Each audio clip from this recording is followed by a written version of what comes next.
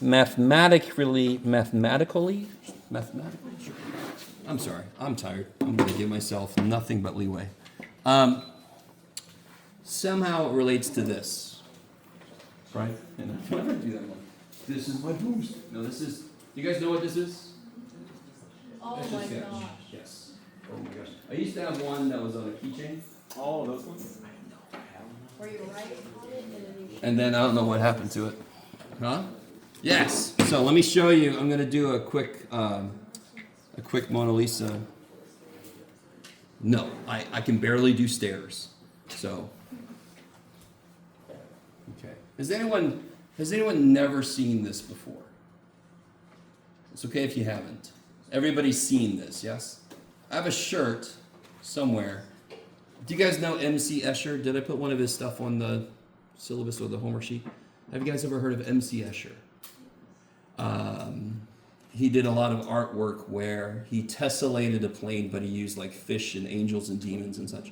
He also, if you ever saw the movie Labyrinth, he's the guy that did the stairs that only go up or down forever, right? So it's just one set of stairs, but if you go one way, you go up forever, and if you go the other way, you go down forever. So it kind of inspired the whole end scene in Labyrinth when David Bowie's walking around. It's not a prereq to have watched Labyrinth for this class. You're fine. Okay. So Etch-a-Sketch, basically what it does is one of these knobs controls the X and Y, and one of these controls the, one controls the X, one controls the Y. This one controls the X, this one controls the Y, yes? So I'm going to put it in the center, and then it had an ultra high-tech way to clear what you've done. Okay. You guys all with me? So even if you've never touched one of these, but you sort of heard of it, that's how it works. And this is what we did in the Dark Ages before we even had Atari or game. You guys even know what Atari is? Okay, thank you. Now you can get all of the Atari games in a joystick, which is hilarious to my brain. So if I move it, just this knob, it's only going to create a function that would be like y equals something, yes? Just to bring a little math into this. If I only turn this knob, it's going to make x equal something. If I turn them both at the same time, I get something with a certain slope. If I turn, let me get it back to the center. If I turn the y knob a little faster than the x, I don't know if I can do it. You ready? Shit. Pretend like that's straight. If I turn the y knob a little faster, what should happen to my slope? My slope should get bigger. If I turn them at the same rate, it's going to be a nice 45-degree angle. If I turn x faster, it's going to have a smaller slope. What's the point of all this? We're getting into parametric equations, and the idea of parametric is perfectly encapsulated within Etch-a-Sketch. There is an axis that does not show up on our pictures with parametric. There is a behind the scenes. What generated that beautiful picture here? What generated that? That's a strange question. Let me see. If I turn the lamp off, does that help? A little bit. Okay. I did. Yes? Now, I did it through the knobs, but I created this. If I chose to just do that, if I chose to just do that, if I chose to do both, if I choose to go crazy, then it makes, look at that. That's fantastic. I'm going to hang that in a museum. Should be in a museum. With a banana? Sure. It looks like a plane to me. A plane that's in serious trouble. It's going like this. A little propeller in front. No.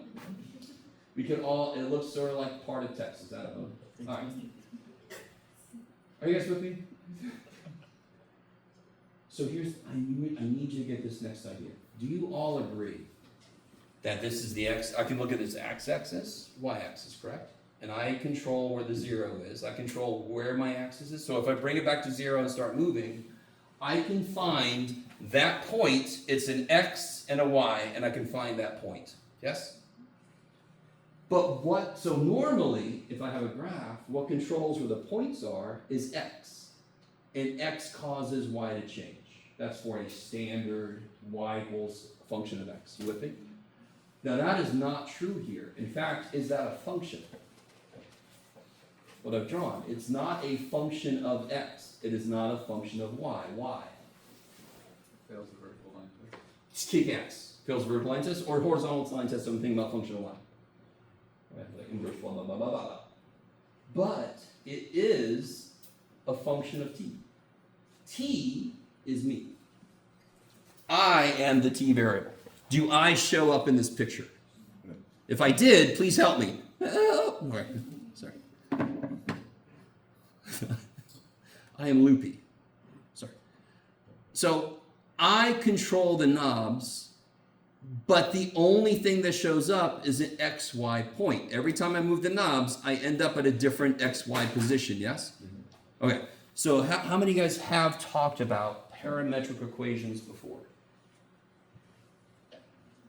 How many are not sure? You think maybe you have, but you're not sure? How many are like, I ain't never thought about any of this shit before, man. What are you talking about? Okay.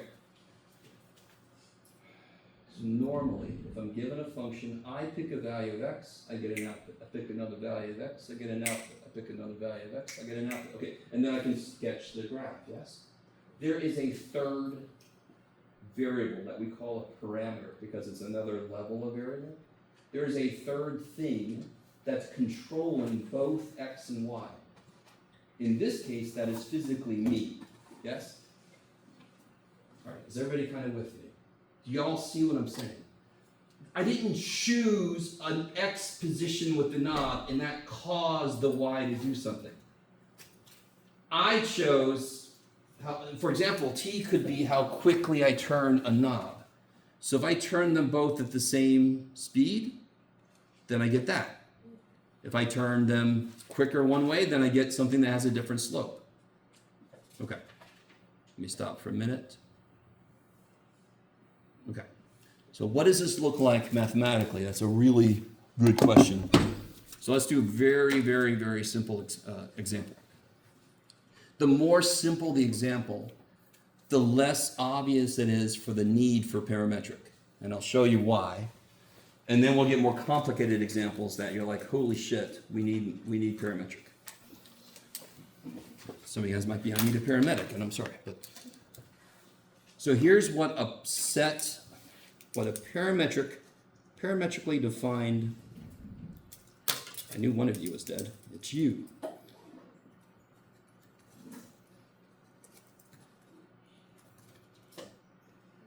You can see why we call it parametric. Oh my God, you're both dead. What a day.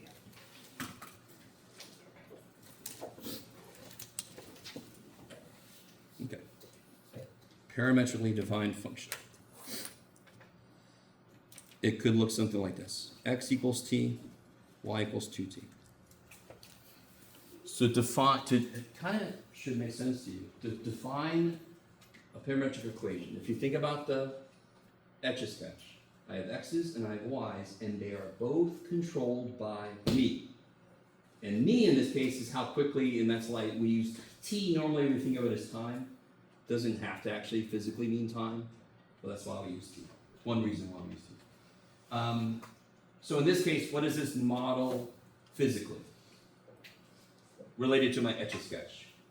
Which one am I turning faster? The y. The y. I'm turning the y faster, so it should have a bigger slope, correct? Now, just to do a couple simple things.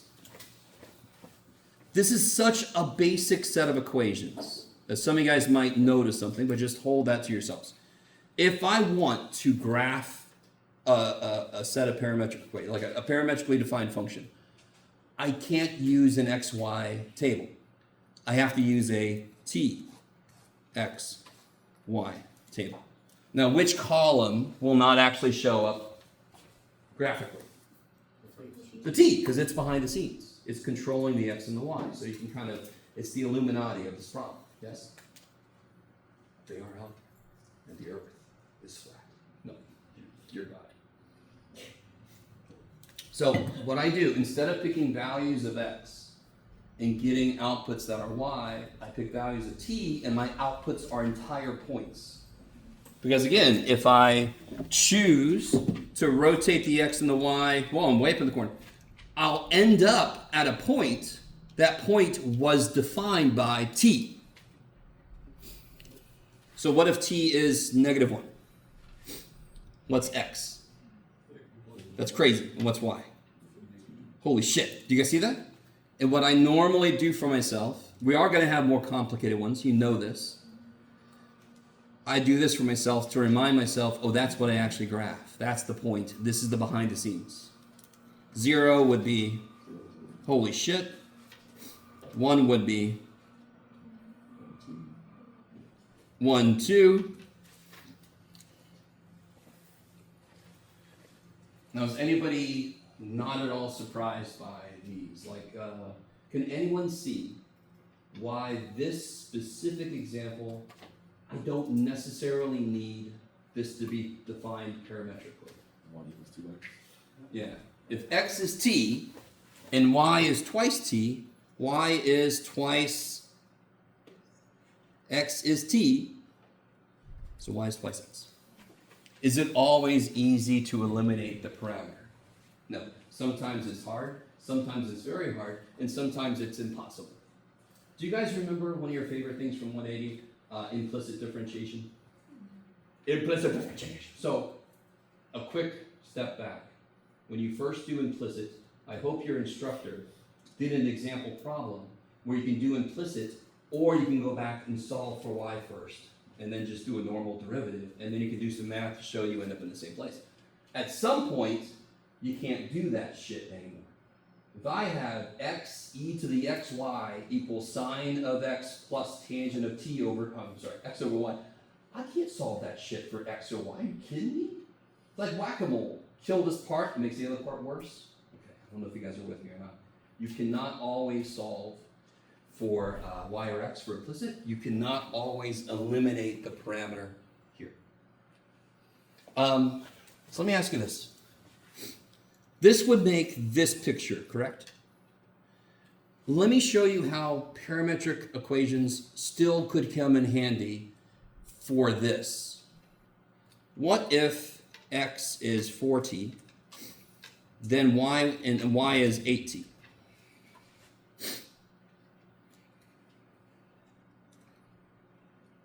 Could I eliminate the parameter here?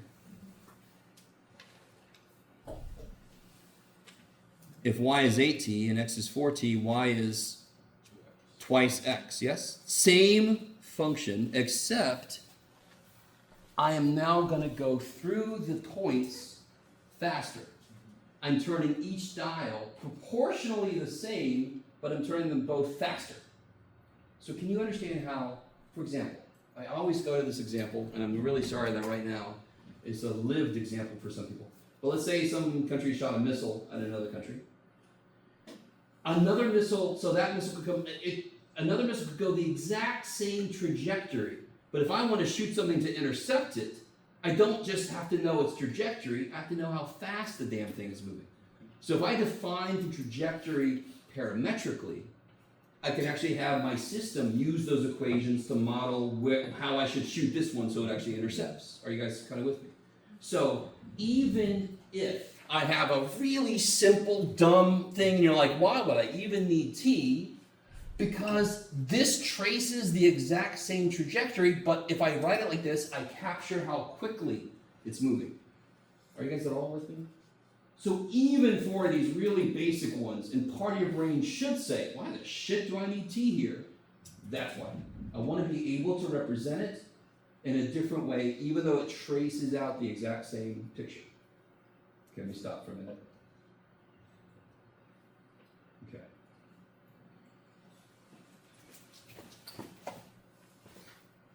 So, let me think, what examples did I give you? Hold on, where did I put them? Am I writing on them? No. Give me a second. I actually printed out some worksheets, and I want to make sure I brought them with me. Here they are. Okay, sweet. What kind of problems did I do? Oh, good. Okay. So let me show you a different example here. What if x is 3 sine t, and y is 4 cosine t?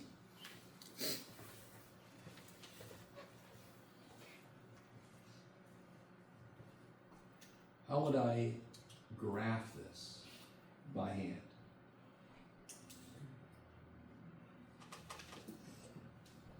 I would create a TXY table. Yes? Seems very exciting, Jeff.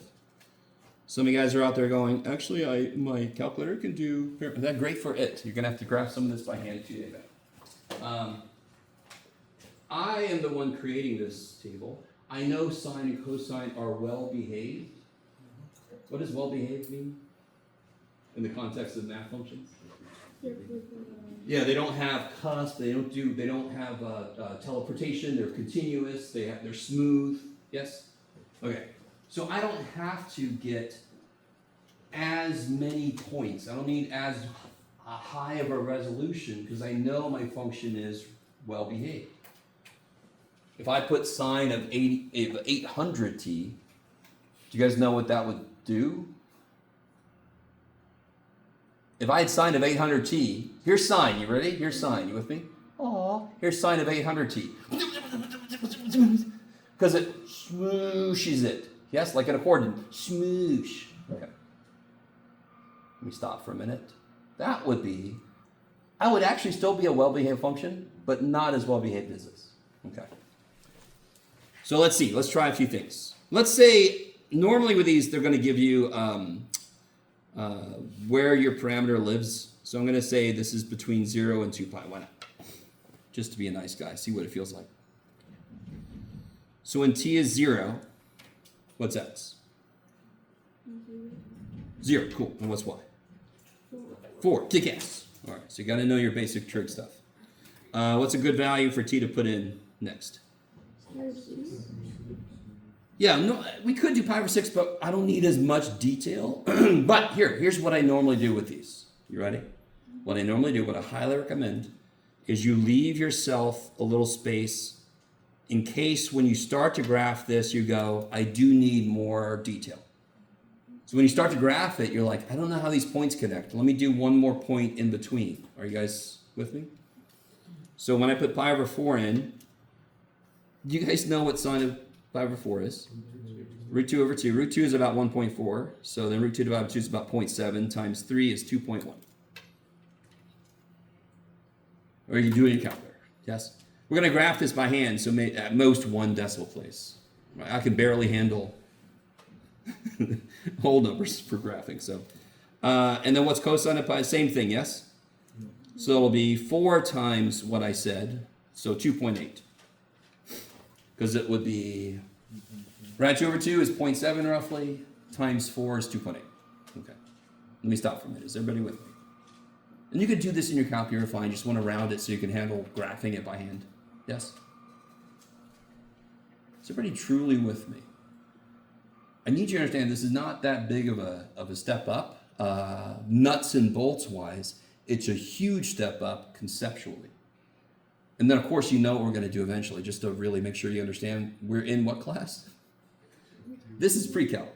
So eventually, we're going to do calculus to this stuff, which is very exciting, Jeff. We love the idea of that. Okay. Where do I go from there?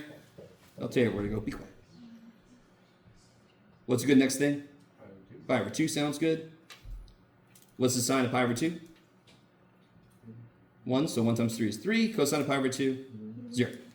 Then I'm going to go maybe 3 pi over 4. I'm just going to continue the trend. Is that cool? Oh, I didn't leave any room, but I left a little bit of room. Okay.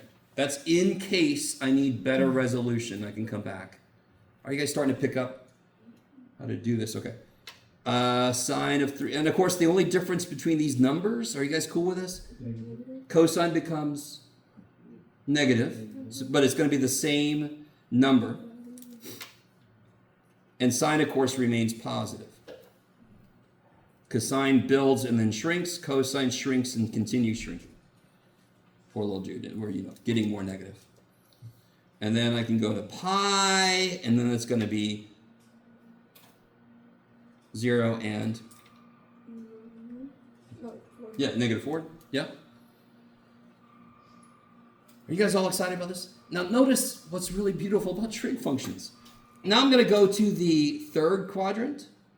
And what should happen in the third quadrant? So I'm going to have the same answers, except now they're both going to be negative. So you can truncate your frickin' work, dear God. 3 pi over 2. My little arrows are just where I could put more resolution, yes? And of course now it's going to be, sine is going to be the biggest negative and cosine is 0 again. So I repeat that point down here. And then again 7 pi over 4. Blah, blah. So now I'm in the fourth quadrant. So now sine is negative. Sine is now building back up from its lowest point. Cosine went past 0 and now is positive. And then I get back to 2 pi, which is the same as, did I miss somebody? No. It's the same as where I started. Whoop-de-doo. Okay. Oh, I'm as zoomed out as it can be. There's a lot of information. Look at all that. Okay. So now when I go to graph this, these are the points I'm going to graph. So visually, I just do this for myself because it's so damn easy for your head, for your brain, your eyes to just go here or there. So you're going to get a chance to do this yourselves. I'm just going to do this real quick. So 0, what's the highest output is 4, and the highest input is, the highest input is 3. So I can go 1, 2, 3, 1, 2, 3, 4, 1, 2, 3, 1, 2, 3, 4. Yay, Jeff. 0, 4, 2.1, 2.8, 3, 0, 2.1, negative 2.8, 0, negative 4. Where am I at? There I am. Negative 2.1, negative 2.8. Is everybody with me? Make that point big because I missed it. Negative 3, 0. What am I sketching out here, roughly? 2.1, 2.8. And then I get back to there. So I made a... Oh, crap. You're very much in the wrong place. Okay. My scale sucks. Should be a circle.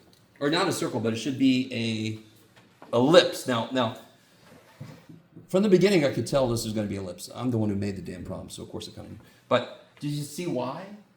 Because x goes between negative 3 and 3, yes? And y goes between negative 4 and 4. If I had made both coefficients the same, I would have traced out a circle. Because then it would have went the same amount in each place, yes? And sine and cosine live in the freaking unit circle. The only way to make it become ellipse is to change the coefficients. What I need help from you with is, can you please eliminate the parameter? Is everybody cool with this? That is a parametrically defined ellipse. That's what that is. Can you eliminate the parameter and see if it looks like what an ellipse should look like? I'm going to tell you one little hint. Do not solve for t. I mean, it would work, but there's no need to. Let me see if anybody can figure out how to get this. And once you see this, you can do all of these.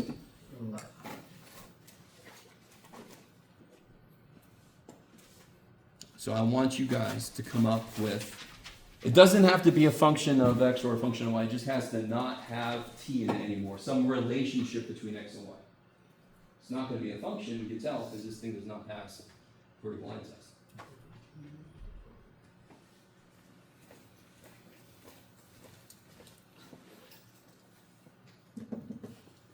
This is not really a trick, but it's a trig identity that we can use. Does anyone have a suggestion? Oh, it won't work here. It's not really a circle. But somebody help me out, based on what you just said. The trig identity, what's the most basic trig identity besides the definitions of them? Old Greek dude. Sine squared plus cosine squared is 1. Do you know what sine t is? You can figure it out. What's sine t? What's sine of t? X over 3. What's cosine t? Y over 4. So sine squared t plus cosine squared t is 1. So sine squared t plus cosine squared t is 1. So x squared over 9 plus y squared over 16 is 1. Do you guys remember your ellipses well enough to realize that is the equation of ellipse? With semi-major axis 4 and the other one's 3, blah, blah, blah, right? You guys remember that? Mm-hmm. If those are both the same number, it would be a circle. And then, like if these were both 9, I would just multiply the 9 up, and that would look more like a circle equation. Maybe let me stop for a minute.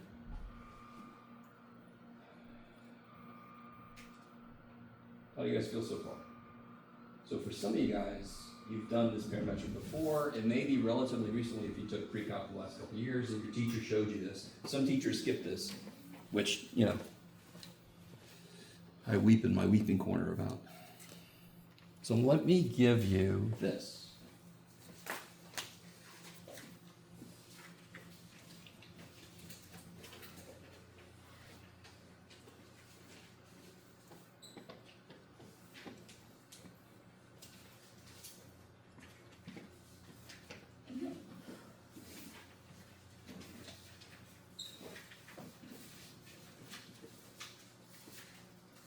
How many of you guys are taking Calc 3 next semester? Nice. Have you signed up for class yet? I don't get to teach. I taught Calc 3 not too long ago. It's different for a lot of students. Yeah. The really nice thing about the fact that we end in chapter 10 is Calc 3 pretty quickly utilizes what we're talking about here. It expands the number of coordinate systems you know.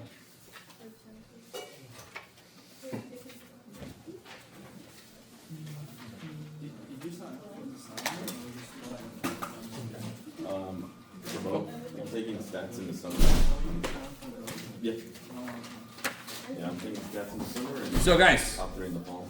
please try number 1 for me. You can use your calculator, but if you know how to do parametric stuff with your calculator, just stay away from it. Try to do this by hand. I think I remember what I made this come out to look like, and it's going to be kind of nifty, you think. But think about it, let me see. Yes, okay. All right, let's see what you guys do. So, and just to really make sure you understand, I did not need better resolution because this is really easy. But if my points are doing like crazy things, I might go back and plug in just a little more detail. Do you guys understand? Oh, one major thing I forgot, and I apologize. This is not more important than what we did, but which way did we go around this circle? We went around the circle a specific way. Yeah, we started at 0.4, and then we went 2.1, 2.8. Yeah, so put little arrows. You don't have to put a bunch of them, but just a few, just to show me. You know which way, which is obviously important. If I know the shape of the function the missile is on, I need to know which direction it's going to be able to do something about it. Okay, so try number 1.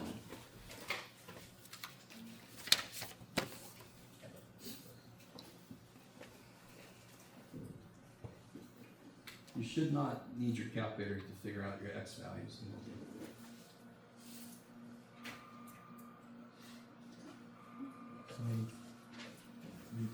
They're all multiples of pi over 2, so there should be values you know.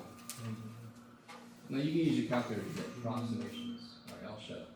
Do what you can.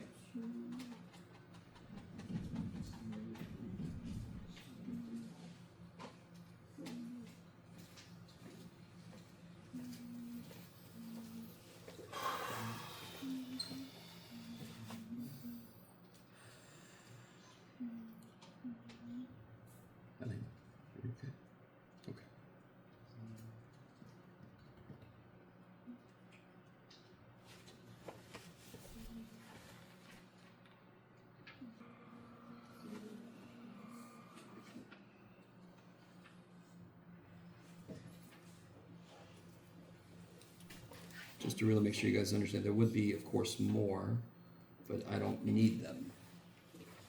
I can see the pattern of what this is doing. Y is parabolic, so I've got all the values it's going to go back through. And x is bouncing between 4 and -4. That'll need more points.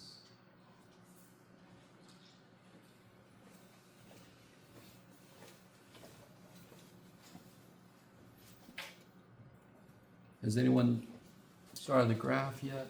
Let's see. If I remember correctly, it should be quite in there.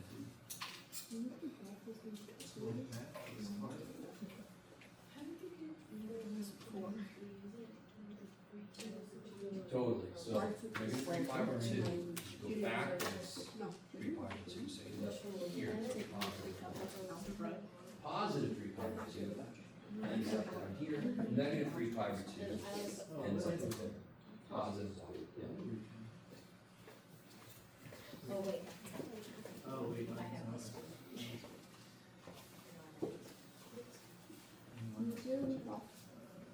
Now it is slightly evil if I choose x to be based on sine. But, you know, oh well. Since sine is based on y, we'll be alright. So let's see. 0, 4, 4.5. So it would kind of be nice to have more information in the middle. Do you guys see that? So I'm going to plug in, and now I'm going to use a calculator. I'm going to plug in negative 3.5. I want to model what I mean by more resolution. So if I plug in negative 3.5, I definitely need some help here.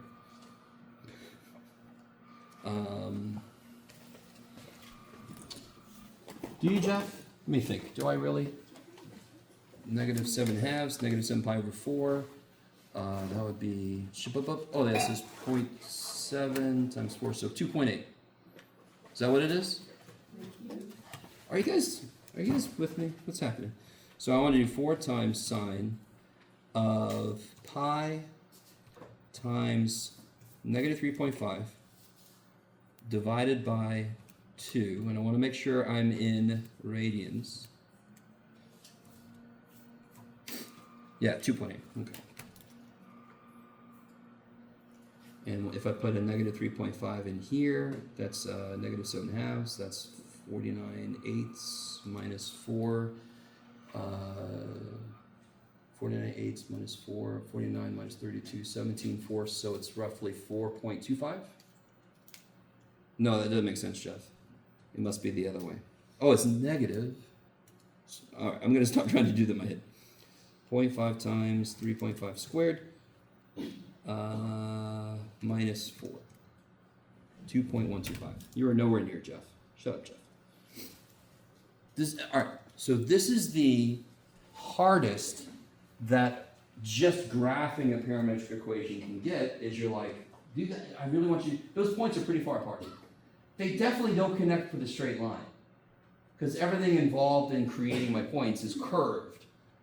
So I want something in the middle to tell me, is it convex, is it concave? I mean, how do they connect? Yes?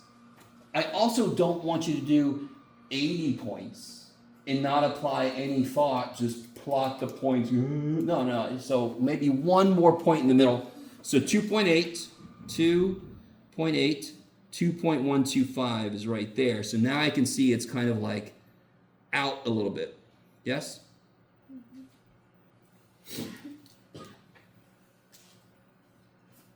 Is everybody with me? Okay. Oh, I forgot to do this for myself. I just caught myself looking at that wrong. If you don't have to do this for yourself, then good for you. So then I go to 0, negative 2. That's another big step. Did I miss somebody? No, there's that one. So if I put in negative 2.5, I shouldn't have to do too many of these because this should be repetitive. But I do want to kind of know, more than likely this kind of comes out and goes down, but let's see. If I put in negative 2.5, can you do it again, math boy? Negative 5 pi over 4, that should be negative 2.8. Is that right? No, that doesn't make any sense, Jeff. Oh, because you're in there, Jeff. It's positive 2.8, which only makes sense. And then this would be negative 5/8 minus 4. No, positive 5/8 minus 4. 5 minus 32, 27/8, which is 3.125. That can't be right. Negative 0. I very much did that wrong. 8 negative 0.9 roughly. So 2.8, negative 0.9. So now I can see this turns.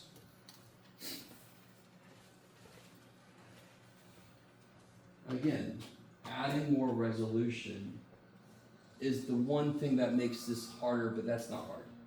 I can see when I need more resolution, when the step size is too big. I'm like, I need more information in the middle. Let me plug in something in the middle of what I plugged in. This is repetitive. I'm not going to have to fill in every gap with something because I'm going to see the overall pattern here in a minute. So where am I at? I am here. So now 0, negative 2. So now it goes negative 4, negative 3.5. So more than likely, and let's see, where does it go after that? 0, negative 4. Boop. So more than likely it goes like this. And then I start to kind of mirror image this. 4, negative 3.5. So I kind of get this image over here. And then I know I'm just going to run through these the other way now. I don't know if you guys are really with me. Let me give myself some key things. 2 there. Wait, is that 2 point something there? 2 point something there. And then this is 4.5. This is 4.5. And then it's going to kind of just come right back up here. Boop. I could have made that a little better. Too bad. Okay. Look at that. This looks like, horror movie with a goldfish that has come back. It's like a Jaws movie where the fish is coming straight up back to its owner. How dare you flush me? I'm sorry. Or not. It's up to you.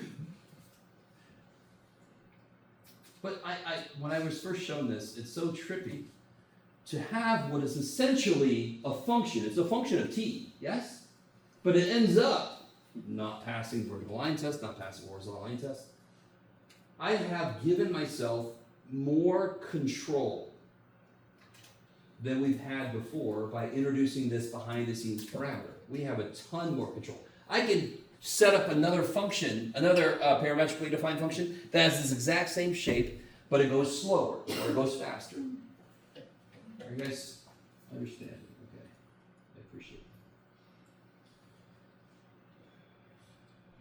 Do you see number 2 would be the same thing? I can't remember what number 2 looks like. Has anyone got bored of listening to me and did number 2? It's okay if you did. Nobody? So you did? Okay, I don't blame you. I bore myself sometimes. I haven't fallen asleep yet while I was talking, but sometimes I'll do that. So do you guys see how number 2 is the same idea? Just, is it going to be as interesting of a picture as this? Probably not. By the way, what aspect of this makes complete sense? What did we know from the beginning? X is 4 times a sine function. So what is the highest value X could be? 4. And what's the lowest value it could be? Negative 4. It's got to live between 4 and negative 4. And look at the picture. X goes from, you can do it, negative 4 to 4 to negative 4 to 4 to negative 4. So X is doing a sine function. And of course, what's Y supposed to be doing?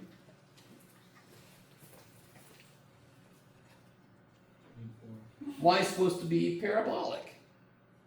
And if you look at it from Y's perspective, there is definitely parabolic behavior happening there. Now, it's not easy to tease them apart, but you can see it. Now, when you have sine and cosine defined pieces, that's going to be like a contained system. Yes? You guys at all? Okay. So you can figure out a few aspects of the shape before you even make your TXY table. Do you have to? Do you have to? Do you have to think? No. And I'm not going to sing, I'm sorry, so I almost did. Okay. That song's been stuck in my head for like a month. Do you have to let it linger? Oh. Okay, sorry. I appreciate you putting up with me. So I do the same thing for this. I almost don't give a shit about this. So let me show you how to do this one. Is everybody cool with that? You guys cool? If you're not, too bad. I'm not going to do it. But do you understand how I don't want to give you too many of these because they just become busy work? But they are kind of cool. So how do I do this business in my calculator? I think right now I've got this to... yeah. What does it say? I can't even see. Why? Okay. If I go to mode, down here, I can change from function, that's XY, to parametric. Boogie, boogie, boogie. And look, it's exactly what I would expect. One entry must have two components. That's how this works. So let's do this one first, actually. Let's plug this shit in here. 4 sine pi t divided by 2, and then half a t squared minus 4. And it's kind of nice when you change mode, it changes the variable it's based on. If I go to window, I can control the minimum t and the maximum t. Step size is pretty good. You don't want this to be too big. And if I make my scale -5 to 5, -5 to 5, it should match up with this pretty well. Let's see if it does. Is everybody with me? T goes from -4 to 4. Step size, it's normally about 0.13 because it's actually based on like angles. That's not too bad. The lower it is, the more resolution you get. And then I just did this just to match with the scale and the paper. Of course, Jeff. What have you done? Wait, is somebody using stat plot? They are, but that shouldn't be what the problem is. What is the problem? What have I done?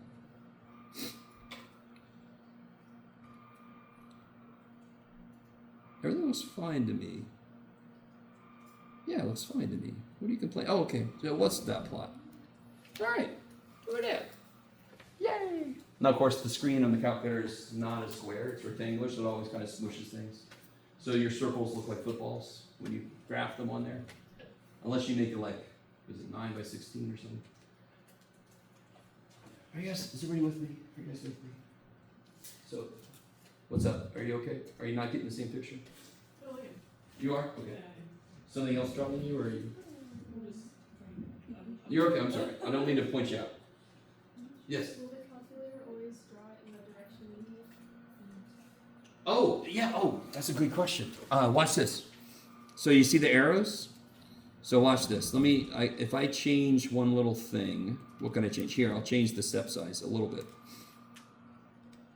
It'll regraph it. Now watch the direction. Watch where it starts and the direction it goes in. Actually, if I do this here, now it should go much slower. Is it following our path? Yes, good pickup. So, it's going to progress through the values of t, which means it's naturally going to go in the direction of the arrows you indicated. Yes? The arrows are opposite. Sorry? The bottom arrows and the third quadrants are opposite. Oh, I put this afterwards. Good job, Jeff. This should come through and go this way. Yeah, I put those without even thinking about it. Thank you, Si. Now, real quick. If I go back to window and I let this thing go to like 6, let's see what happens. You could have changed it's okay, Jeff. How's everybody been? What about those Celtics? Oh, see? It's going to continue. So if I go up a little bit and I start at -6 instead, now there's more of the picture that I can see. So the range for t that they give us is going to affect how much of the total picture I see. Since y is unbounded, of course this should continue, but y is parabolic, yes? In fact, what's the lowest output for y from the equation? Where's the -4? So sure enough, that's the lowest output for y, and then it goes up forever in both directions, and it's symmetric with the y-axis in both directions, which is exactly what a parable? Sure, Jeff. The parable of the math. Parabola. All right. And then if you did this one, I think that one is most likely nowhere near as interesting. But now I have to do it. T cubed minus, I think it's still, is it like a graffiti S? Yeah. Yes, that's what I thought. And I want to set my window from -1 to 3. And let me change my step size while I'm thinking about it so it doesn't take forever. Yeah, there you go. Neato. Alright, how do you guys feel about this is section 10.1. 10.1 is the basics. If you've done parametric before, you should know all of this stuff already. If you never have done it, it's not that bad, right? It is not that bad.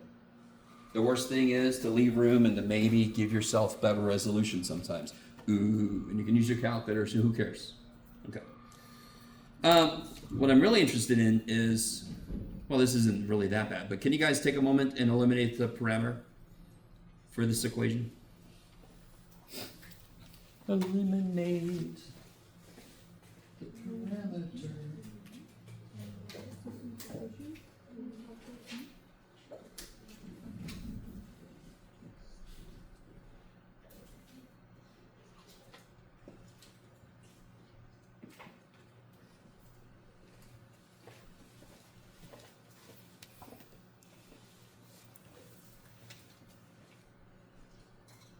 Just so you know, even when we get into the calculus of this stuff, it's going to be much better than you might be thinking right now. So we end with 10 because it leads into Calc 3 more naturally, but we also end with 10 because it's really nice compared to what you went through in Chapter 11.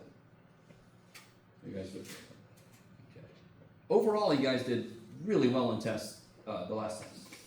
What was it, test 3? I don't remember. I just teach this class. Now, not all of us did, but you can still make corrections. You can still get some points back. Yes? Okay.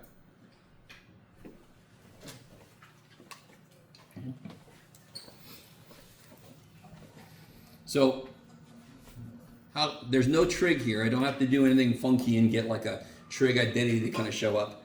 It's very brute force. What do? Solve for t. Yeah, so of course it's easier to solve for t here. This would suck major. Wouldn't be impossible, believe it or not. But it's effectively impossible. I want to think about it. So I get t is y plus 3 over 2, and then you shove that shit in, right? And I would not make you, Jeff, I would not make you freaking cube this dumb thing. Or square this dumb thing. Just write it. But if you did cube it and square it, it would become a cubic function. X is a cubic function of y, correct? Mm-hmm. And that's exactly if you rotate. Jeff, you can do it. That's freaking cubic, yes? And in fact, I guess that all with me. So x equals y cubed plus shit, yes? If I let this go further and I zoom out just a little bit, how do you want to zoom out, Jeff? I don't know. I want to look further down for sure. There you go, buddy. You did it. No, you didn't. You did exactly wrong. No, you didn't. You're fine. Okay. Let's go look out more that way. And then this way almost doesn't. This way is more important. I'm going to stop talking to myself. Hold on. Let me go back further and then forward more and see what happens. What? Cubic. Look. It's cubic. Yes? So it's not surprising that when we eliminate the parameter, we get a cubic, but x is a function of y. Okay. Are you guys? There's a lot of cool shit with parametric equations, by the way. I mean, parametric equations are related to the creation of shapes of letters in different fonts, for example. I mean, parametric is insane, the number of uses of it. Because it gives you more control. Okay. Last thing I want, if you want to borrow a calculator, please do. Could you try to graph this in your calculator?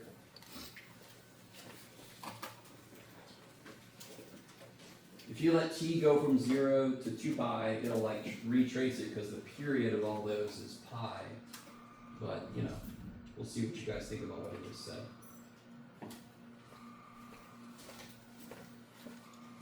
Did I? I did. But I don't know what I did with it. It's okay.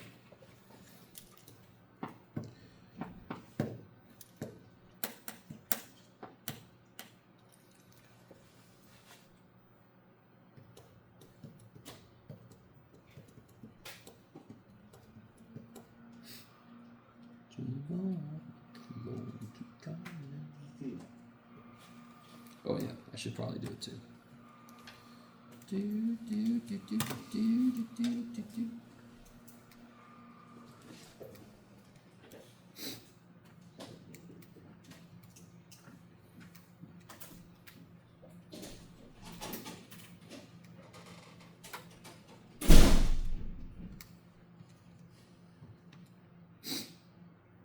Did I say it? Yeah, I did.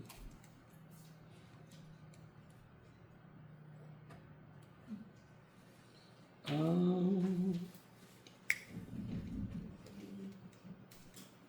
didn't see the direction. It was like this. How do you like make it good again? Oh, just change to this. Aw, I almost got there. You just put it, yeah. Oh, I know what I did. I think. Oh, it's because of that. Let's see if that works. So like food and then bubble? You just pick one. Oh, it just changed. Ah, it is because of that. Okay, let me show that. It just shows you the things.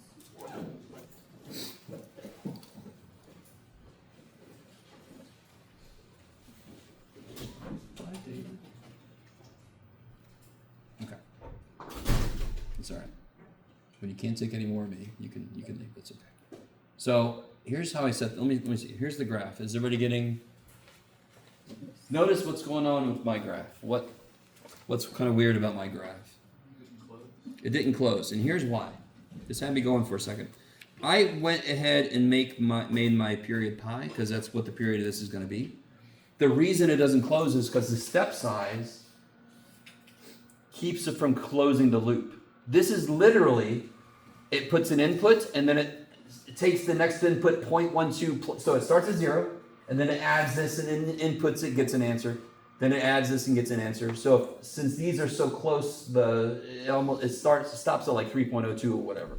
So it didn't close the loop. So if I either increase this or decrease this, then it will close the loop eventually, someday.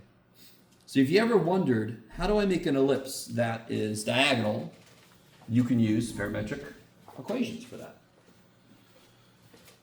Could you eliminate the parameter t?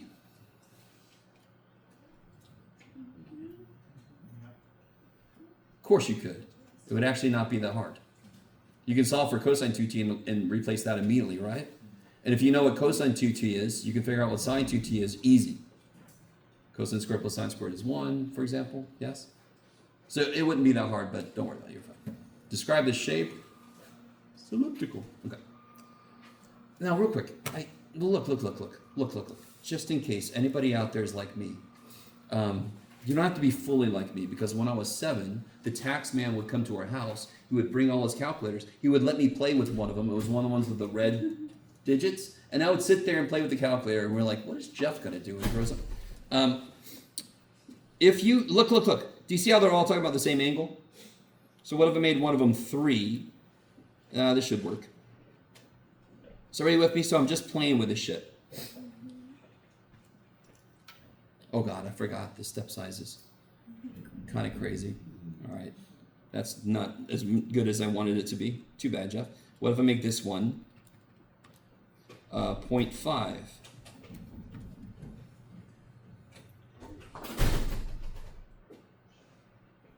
Neato. Right? And then, I don't know, you can just start doing stuff like 4 sine of 2t minus 1, and we'll leave that one the same. Okay.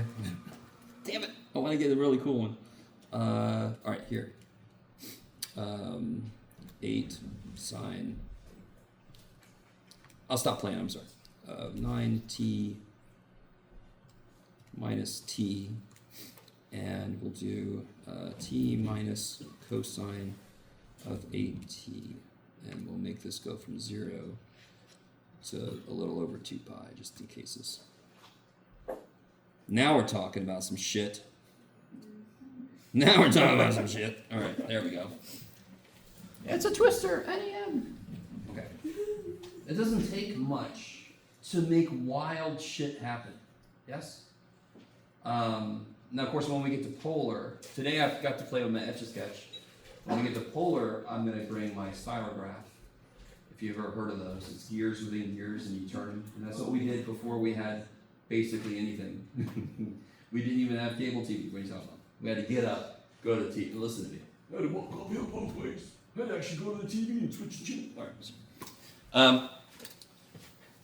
So let's literally turn the page. So last thing I want to talk about, then I'm going to let us all out of here early, because if I talk for too much, I'm just going to get loopier. So now that we got the basics of parametric, we're going to do calculus too. Yes? So if I have a parametrically defined set, a parametrically defined function, and I want to know, so for example, this could easily look like this. Yes? Easily. It could look like that. Doesn't every point of that still have a slope? So, we're in calculus. We want to know the slopes of things because we're crazy like that. How do I get the slope of the dumb thing? So I want to know what dy dx is. That's hard because I don't have y as a function of x, and like I said earlier, not only does sometimes it get really hard, it gets literally impossible to eliminate t. Yes? So I can't always get y as a function of x, so I have to have some other way to do this. And the way to do this feels a little, okay, how do I want to say this? Yeah. What is dy? G prime of t, sure. dt, yes? It's the same shit we've done before. What's dx? F prime of t, dt. So what is dy dx? It would be g prime dt over f prime dt, yes? So it'd be like g prime over f prime. Now that is not terribly useful notation. So here's something a little better. Another option we have is to divide top and bottom of this fraction by dt. Sort of the opposite of what we did here. Do you all agree that this would still reduce to this? Can we get dy dt? Yep. And can we get dx dt? Yep. So this actually was, if we realize that prime in that case is derivative with respect to t, yes? So either way you look at it, it ends up asking you to do the same thing. I think it's a little more explicit in that second way to write it. So for example, we have a picture here. And let's say I wanted the slope here. We can tell what's the slope here going to be. What do you guys think the slope there is going to be? It's here, and then it's there. So what's the slope right there going to be? No, 0 would be. That slope is infinite. Yes, that would be infinite slope. This would be 0 slope. Yeah, so you guys see? Do you see? Okay. So if I try to figure out what dy dx is. Here, I'll do it in this. dy dx. That would be dy dt. That's easy. What's that? What's dy dt? Here, I'll write it down. Yes, Jeff. You writing makes everything better, Jeff. Shut up. So that would be what now? T, because the 4 dies, of course. Over. This one's more interesting. Yeah, let's do it one step at a time. So it'll be 4 cosine of shit, and then shit gets a term. Yes? Yeah. So let's see what we get. We get, let's do this. So that would be, here, let's see. That would be 2. That pi can stay down here, so let's see. We'll have t over cosine of pi t over 2 with the pi there. Okay. Now, now here's the trade-off. What value of t got me to this point there? Would it be a 2 pi? What did I leave off? 2, right? I left the 2 out. Yeah. I wrote it here and then I decided not to write it there. I love you guys. I'm just a poor little human that knows some math. Leave me alone. So, what value of t got me here? That's the trade-off. This is a derivative defined in terms of t. I can't plug x and y in there. I got to so of course, what led me to 4 comma 0.5? T. Negative 3. Yes? Yes. So if I plug a negative 3 in, you can see very quickly, I'm at negative 3 over, what's the cosine of an odd multiple of pi over 2? 0, so this goes to infinity, which is what we predicted. In fact, if you think about it, it's negative infinity, which makes sense, because right there it would be dropping off like that. Are you guys all with me? If I plugged in, what t gives me this point? Negative 4. So what if I plug in a negative 4? Like a negative 4. Negative 4 divided by 2 is negative 2. Pi, and cosine is 1. So I get negative 4 over 2 pi. I get negative 2 over pi. Wait, what have I done wrong? I've done horrible things. I've done terrible things. What have I done wrong? Now you have to do dx. No? Sorry? What have I done wrong? Wait, 0, 4, yeah, it should be 0 here. Keeps going up. Let me think. Yeah, the value of t is negative 4. That would make this... That's not doing what I thought it would do. Interesting. I'll have to think about that. Something I'm missing. I don't know. We'll see. Well, at least this one came out right. I'll have to come back to that. Okay. I don't want to take forever with that. So on the back, I've got this guy here. I'm not going to let that go. All right, I'll think about it later. That's the basic way to get the derivative. If I've given a parametrically defined function.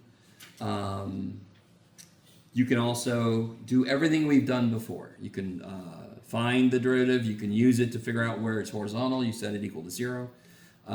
You can find equations of tangent lines, which is very exciting. What 2 things do you need for the equation of a tangent line? A point. And how do you get a point in this case? Plug in t is 0.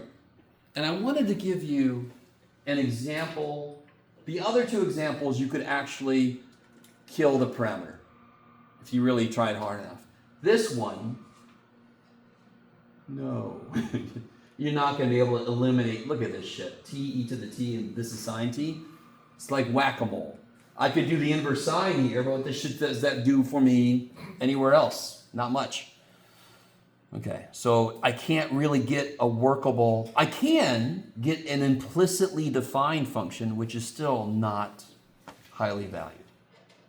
Okay, maybe. There's no way to truly eliminate t into something workable. Okay, so I'd much rather do the math here using parametric definitions of calculus instead of trying to get some implicitly defined function. Holy shit. Okay. What time we got?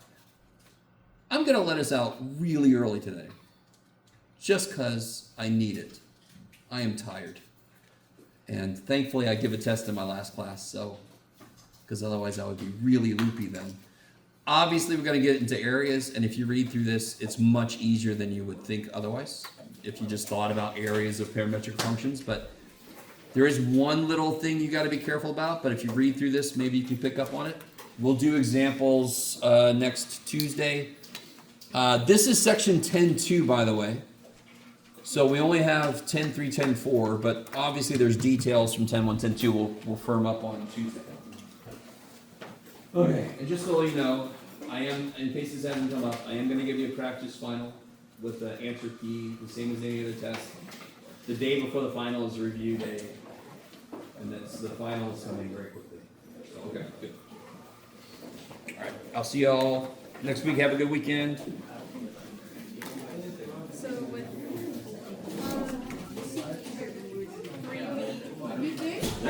So quick.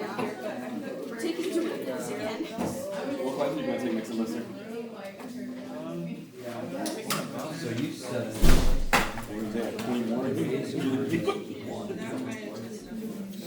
But then how do you know that this converges? I don't know where I saw that from. Walk us through listing, I guess, section. He walked us through it, or the formula, but then it's probably. Oh, this is for this. Oh, this whole thing is for this. But that's the reason is. So from my perspective, every student has a different reason. You know what I mean? And if you don't show any why, as a student, but you're right, it will. But now you know you just have to expand. Yeah, that's cool. You know what? For both of these to say it's in there. The last time I got most of my freshman. Do you feel overwhelmed, or do you think you can like? Trigonomic like identities in order to solve. Some of the stuff I did on my I lost like. I'm pretty sure in Canvas I've got the whole trig log sheet. Yeah, it's Okay. not just like when you were doing it in order to get rid of the parametric. I'm gonna fix I think it. it's just keep it alive. It's just I was so bad. overusing there, Well, the only one I use is sine squared plus cosine squared is 1. but I'm assuming it's gonna get pushed back, right? Not necessarily, to be honest. I mean, it could in general, but not for us. If I'm trying to remember Makes you feel any good. if there's any that go beyond that. Yeah, 'cause if it gets into like the doubling and stuff, it's gonna like break everything up. Well, it kind of felt like it could, right? So you're right. Because like with this one, Yeah. and you can imagine that was a T and this is 2T, then you Yeah. have to use a double angle to get them to talk about the same angle. Yeah. I